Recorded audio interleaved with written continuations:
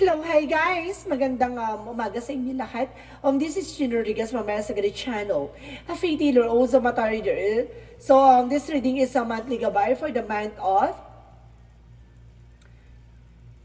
March 2024 for the sign of Scorpio. So, Scorpio, welcome to my channel. Ano kayang messages, advices, and spirit guides ang ating masasaga for today's video? Kanin naman kayang energy o kaganapan sa buhay ng mga Scorpio ang ating mahagilap? So guys, this reading is a general reading lamang, hindi lahat makaka-resonate. Kung hindi lamang po makaka-relate sa inyo, and comment down below kung kaninong energy ang ating nasaga. Pero because don't forget to like and subscribe my channel and hit the notification bell for more videos update. Kasi maraming salamat po sa mga walang sawang pagsuporta sa aking channel, lalo na yung hindi nag-skip ng ads. Naway pagpalain kayo ng Diyos at may kapalsiksik na gumapaw na biyayang manumbalik sa inyo. So guys, once again, this is Chin Rodriguez from Masagari Channel, a faith healer, also mata reader. So umpisa na natin ang laban for the sign of Scorpio for monthly gabay.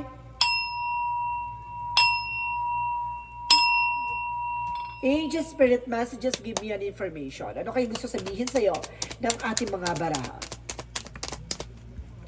So there is a Knight of Cups. So there's an offer, proposal, promotion, engagement. So there's a lot of offer coming in for you. At the same time, there's a movement for offer. Kumbaga, parating na yung mga bagay na makukuha mo. At the same time, there's the Eight of Pentacles. So, there's a collaboration. So, kailangan mo ng kailangan mo, there's a dedication, no? Sa ginagawa mo, trabaho man yan, negosyo. And because there is a Queen of Swords, a bigger picture of yourself, no? Kumbaga, tingnan mo lagi magiging possibilities. Bago ka mag-take ng action o bago ka mag-desisyon, kailangan mo muna pag-iisipan, no? At the same time, there's the Seven of Pentacles and Harvest time. At the end of the time, lahat ng mga pinaghirapan mo, makukuha mo yan na what you deserve. No? So, yung mga bagay na pinaghirapan mo, lahat ng mga bagay na pinundar mo, lahat ng mga bagay na pinagtrabahuhan mo ay makakamit mo. Kung ano man yung mga bagay na yan. And because there's a Six of Cups, so there's a past person coming back, or either there's a friend related dito, or either family related, kapatid, kamag-anak, kaibigan, there's an information, no? So, there's a strength card for confidence. So, kailangan mong i-boost yung confidence mo. So, let's see what is the Knight of Cups. So, there's a Three of Swords in reverse. So, there's a recovery. Makaka-recover ka na from the pain, from the heart pain. And of course, there's an, kumbaga, from the pain for finances, gano'n. So, from the crisis, so there's a recovery. At the same time, there's a Seven of Cups na there's a lot of opportunity coming in for you. Maraming there's a resource of income na maaaring marami kang pumasok, no? Dahil sa being dedicated. You are also multitasking, no? Kumbaga marami kang gustong gawin, marami kang gustong may sa katuparan, no? There's a multiple choices. So, let's see what is the Queen of Swords. So, there's a Page of Swords. Get more information. May mga bagay na kailangan ka pang alamin, tuklasin, no? Matutunan. So, there's a Seven of Pentacles from the Six of Pentacles. So, there's a give and receiving something by the universe, no? Kumbaga ito na matatanggap mo na yung mga bagay-bagay na kailangan mo matanggap. No? So, ibig sabihin dito magiging balance ka na at magdadala sa ito ng financial windfall. So, let's see what is the Six of Cups. So, there's the Chariot for taking action. There's a past person coming back, or either there's a person na may bisita kang darating at the same time. And there's an information, may mga parating na kaibigan ka dito. At the same time, there's a Two of Pentacles for a balance. So, kailangan mo maging balance. Huwag masyadong parang Leo na magiging aggressive sa mga bagay-bagay. No? Yung parang malakas, mabangis. No? So, ibig sabihin dapat ngayon na maging kalmado at kailangan maging balance. So, there's a Nine of Cups and the Three of Swords represent the Nine of Cups. So, there's a lot of opportunity coming in for you na magdadala sa no wish fulfillment, no? Unti-unti na matutupad yan. At the same time, there's a Ten of Cups for happiness. So, magiging masaya ka dito sa maraming oportunidad na papasok sa iyo. There's a lot of resource of income, resource of knowledge, parang resource of resources of person, parang gano'n. Marami ka kasi marami ka dito na, socialize, gano'n. Marami ka nakakausap dito at marami din, kumbaga, taong makakasama mo dahil maraming oportunidad na papasok sa iyo, no? At magbibigay ito ng kaligayahan. At the same time, there's the Five of Wands. So, ibig sabihin dito, there's a lot of competitors. So, mag-ingat ka. Marami ka kakompetensya behind your back. At the same time, there's a spying, looking and watching at you. So, tingnan mo lagi magiging possibilities para walang maging complication. So, let's see what is the Seven of Pentacles and the Six of Pentacles represent the Page of Cups. Makinig ka sa intuition and gut feeling mo, no? Kumbaga, hindi ka ililigaw, hindi ka rin ilalagay sa kapahamakan. There's a Three of Cups for a third party. So, ibig sabihin dito, it's either your friend na magdadala ng celebration or either there's an information na may parating dito na kumbaga, may babalik na ex na nag-cause ng third party or either there's a relatives or related sa'yo na may parating, no? So, let's see what is the Chariot, what is the Strength card and the Two of Pentacles. So, there's a Knight of Swords. So, there's a success driven. So, unti-unti ka na magsa-success dito at the end of the time. So, let's see what is the outcome. Ang outcome for you is the King of Wands, control, no? Mako-control mo na yung situation at the end of the time.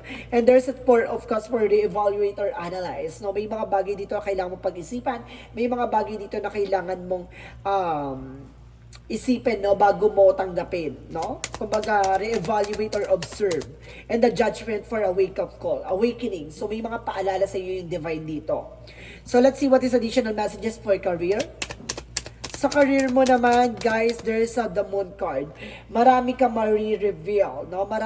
There's a dream coming true, no? May mga matutupad din. At the same time, there's the High Priestess. So, there's a hidden agenda or hidden enemies. There's an illusions, guys. There's an information for mystery.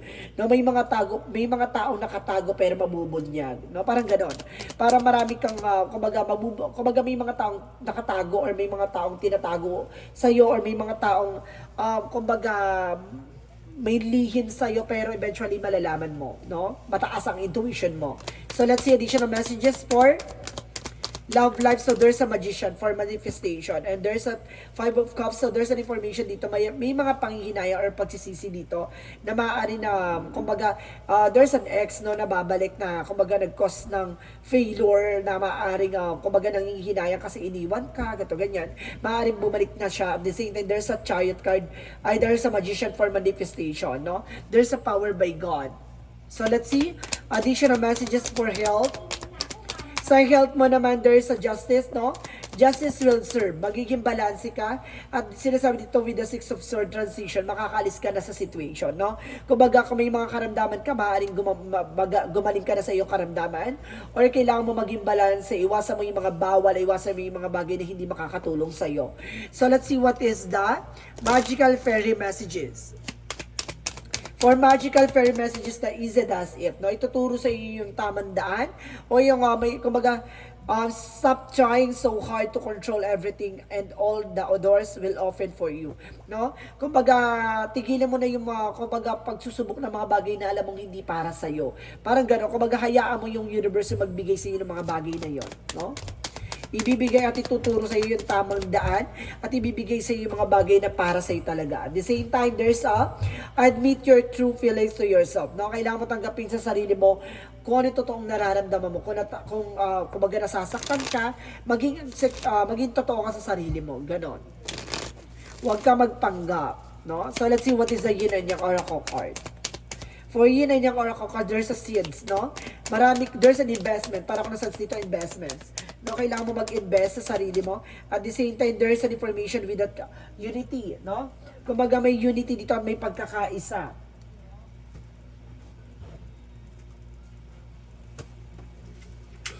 And there is a karma for justice. So, maging balanse ka lang at may karma dito, no? Huwag kang mag-alala. Justice will deserve. At the same time, there's an information with the beliefs. Mag-ingat ka lang kasi marami mga nagbabalat kayo, mga nagpapanggap, no? Mga impostor, mag-ingat ka sa mga paniniwalaan mo. So, let's see. What is the chakra messages for you? For the chakra, so there's a balance. So, kailangan mo maging balance, See, I told you so. Trickery. Mag-ingat ka sa mga manloloko. And there's an impiis. May mga taong harang para tuparin ang pangarap mo. So let's see what is the Monsology. Monsology represent hold your vision. Tama yung hinala mo. Panghawakan mo yan. A time to give rather than take, no? Kumbaga, sinasabi dito, mas maganda ikaw yung nagbibigay ng oras kaysa ikaw yung mihingi. And conclusion are within reach. So, tama talaga yung hinala mo. Tama yung suspecha mo. Kung sino yung taong gumagawa at sino talaga tong taong manloloko. So, let's see what is additional messages for deep cellular healing. So, there's an informational, physical, and emotional. Magkakaroon ka na ng healing. No? Kumbaga, nagkaroon ka na ng kalayaan at kapayapaan. No? So, let's see what is Archangel Raphael. Archangel Raphael messages.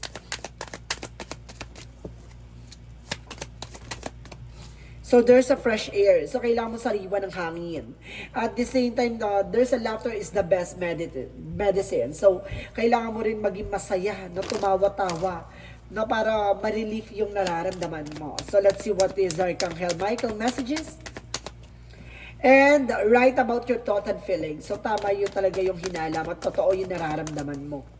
And there's a detach from the situation. Kailangan mo na makawala sa sitwasyon. At the same time, there's you created the situation and you have the power to change it. Ikaw yung naglagay sa sitwasyon mo, ikaw din yung makakagawa ng paraan para makaalis ka dyan. And there's an eternal love, no? Pagdating sa pag-ibig talagang, kumbaga, there's an everlasting promises, no? May pagmamahal talagang hanggang wakas, infinite. So, Romance Angels represent religious factors. So there's an information by spiritual or there's a soul contract or twin flame energy, no? Kumbaga yung love life niya ay may kinalaman na religious, kumbaga maaring parehas kayo ng relihiyon or kumbaga parehas kayong madasalin or parehas kayong makajos. At the same time, there's a reconciliation. I told you so, no? Kumbaga meron ditong karmic relationship, no? Maaring mayroong naghiwalay na maaring magkaroon ng pagbabalikan, no? So, let's see what is the angel's answer. So, there's an in the near future. So, nalalapit na. Additional messages for let go, no? May mga bagay na kailangan mong i-let go. And of course, sinasabi dito, don't stop, no? Basta wag kang ihinto, i-let go mo lang, surrender mo lang kay God. Ganun lang yun. Basta ikaw tuloy-tuloy lang. Additional messages for angel spirit. So there's an environmentalism. So sinasabi dito guys na kumbaga alagaan mo yung mga tao sa paligid mo or yung mga kumbaga nakakatulong sa'yo for healing energy, no? Protectionan mo. And there's a speaker. So ibig sabihin dito, gumagamit ng something orasyon, no? Yung mga taong may galit sa'yo or inggit sa'yo. So let's see what is additional messages for angel spirit. So there's a friendship, no? Maaaring may kinalaman din ng friendship sa'yo, no? Maaaring marami kang kaibigan na may inggit sa'yo. And there's a courage, no? Kumbaga kailangan mo ng confidence. Kailangan mong face the fear from the confidence, no? With confidence. Kailangan mo labanan yung takot mo. Additional messages for angel spirit. So there's an information by astral travel. Meron ka talaga spiritual abilities sa may astral travel. At the same time, there's a goddess insight. So, there's a goddess insight na sa astral travel. Mataas talaga ang intuitions mo. And there's a past life. See? There's a gift. You are also gifted. O, see? Di ba? Meron ka talagang kakayanan eh. Malakas ang pakiramdam mo. So, let's see what is additional messages for energy. For the energy is an angels of strength, no? Kumbaga nandito ang angel ng kumbaga katapangan, binibigyan ka ng katapangan at kalakasan. And there's an anxiety. Some of you may anxiety, sleepless night, stress, no? And of course, depressions. And there's a sun card. Bibigyan ka ng kaliwanagan dito kung bakit na nangyayari behind your back. At the same time, there's second chakra, Archangel Uriel about sa finances. No? Tutulungan ka na ating Archangel Uriel. So let's see what is the Jesus loving quotes. Jesus loving quote said, I am with you always, even at the end of even at the end of the world. So see, kumbaga nasa tabi mo lang daw si Jesus Christ, no, kala mo kahit na raw na parang nasa kumbaga katapusan na ng mundo para sa iyo, no? Parang kumbaga pinagkaitan ka na ng langit. So ibig sabihin dito, kumbaga lagi siya nakasubaybay sa iyo, no? Inilalagay ka lang niya sa tamang landasin kaso hindi mo pa siya nililingon. No? So let's see what is the angel's number. Angel's number represent the 31. So, I am disciplined. So, kumbaga magkaroon ka ng discipline sa sarili mo. Your approach to life is an effective mix of both practicality and imaginations. Your mind is stirring with creative ideas and you have the organizational skills to manifest them to life. So, see, kaya-kaya mong, kumbaga, lahat ng mga pangarap mo, lahat ng mga iniisip mo ay maaaring magkatotoo. No? Kumbaga, kaya-kaya mo yan, kulang ka lang sa disiplina at balanse. So, let's see what is the messages of life. Ang pinaka-message sa'yo ng buhay dito is everything changes, no? Lahat ng bagay ay magbabago. As soft lights radiates from the hearts, it illuminates those around me and transform every situation I encounter. I maintain a positive attitude in spite of any difficulties. I may perceive no matter the circumstances, I remain a source of true joy. Everything changes when it is about of the light of the divine. So see, alam mo na kumbaga bibigyan kaliwanagan at bibigyan kalinisan yung mga bagay-bagay na nasa hanay mo. Alam mo na iaalisin yung mga bagay na hindi makakatulong sa'yo. So may mga bagay lang talaga dito na kailangan mong pakinggan ang iyong intuitions, ang iyong kakayanan na makita or masilip ang mga bagay-bagay na katotohanan sa likod ng mga kasinungalingan. No, may mga bagay lang dito na kailangan mong pagdaanan at kailangan mong matutunan. So guys, this is a monthly gabay for the month of March 2024 for the sign of Scorpio. So Scorpio, maraming salamat for this wonderful reading. So this reading is a general reading lamang. Hindi lahat makaka-resonate. Kunin lamang po makaka-relate sa inyo and comment down below kung kaninong energy ang ating nasagap. And of course, don't forget to like and subscribe my channel and hit the notification bell for more videos update. Kasi maraming salamat po sa mga walang sawang pag-support sa aking channel. Lalo na hindi nag-skip ng ads, naway pagpalain kayo. Diyos at may kapal siksik liglig na gumapaw na biyayang manang balik sa inyo. And maraming salamat and see you in the next video. Bye-bye and babush!